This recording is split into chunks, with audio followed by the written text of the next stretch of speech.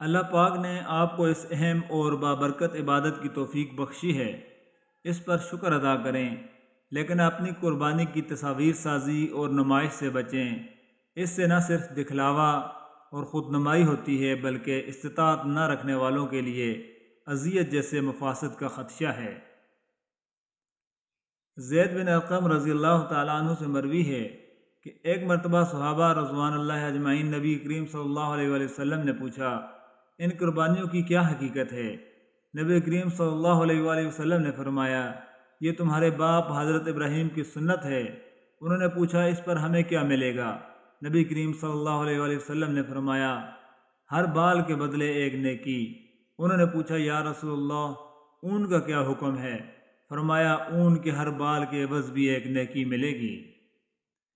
ابو سعید خدری رضی اللہ تعالیٰ عنہ سے مروی ہے کہ رسول اللہ صلی اللہ علیہ وآلہ وسلم نے سینگوں والے ایک دمبے کی قربانی کی اور فرمایا، یہ میری طرف سے ہے اور میری امت کے ان افراد کی طرف سے ہے جنہوں نے قربانی نہیں کی۔ رسول اللہ صلی اللہ علیہ وآلہ وسلم نے حضرت فاطمہ رضی اللہ تعالیٰ عنہ سے ارشاد فرمایا، اپنی قربانی کے پاس کھڑی ہو جاؤ، کیونکہ قربانی کے خون کے پہلے قطرے کے ساتھ ہی تمام گناہ معاف کر دیے جاتے ہیں۔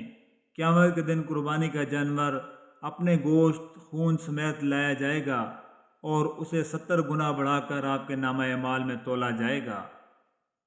حضرت علی رضی اللہ تعالیٰ عنہ فرماتے ہیں، نبی صلی اللہ علیہ وآلہ وسلم نے ہمیں حکم فرمایا کہ قربانی کے جانوروں کی آنکھ اور کان اچھی طرح دیکھ لیں کہ کہیں ان میں کوئی عیب تو نہیں۔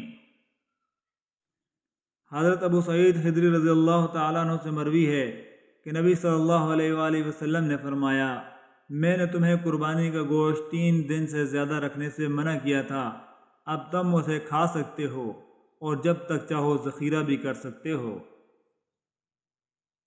حضرت علی رضی اللہ تعالیٰ عنہ سے مروی ہے کہ نبی صلی اللہ علیہ وآلہ وسلم نے مجھے حکم دیا کہ قربانی کے موقع پر آپ صلی اللہ علیہ وآلہ وسلم کے ساتھ موجود رہوں، اور یہ کہ ان اونٹوں کی کھالیں اور جھولیں بھی تقسیم کر دوں اور گوشت بھی تقسیم کر دوں، اور یہ بھی حکم دیا کہ قصاب کو ان میں سے کوئی چیز مزدوری کے طور پر نہ دوں۔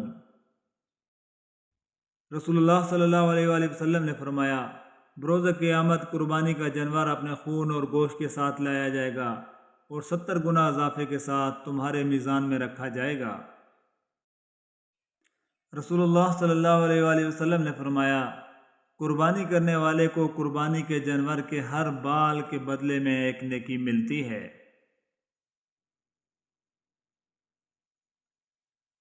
ان کے خون اور ان کے گوشت اللہ کے پاس ہرگز نہیں پہنچتے، لیکن تمہارا تقوی اس کے پاس پہنچتا ہے۔